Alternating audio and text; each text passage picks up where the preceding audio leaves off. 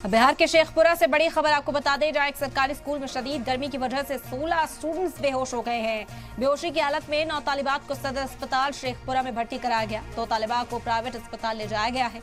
इस दौरान बेहोश बच्चों को अस्पताल ले जाने के लिए एम्बुलेंस की सहूलत भी मुहैया नहीं हो सकी।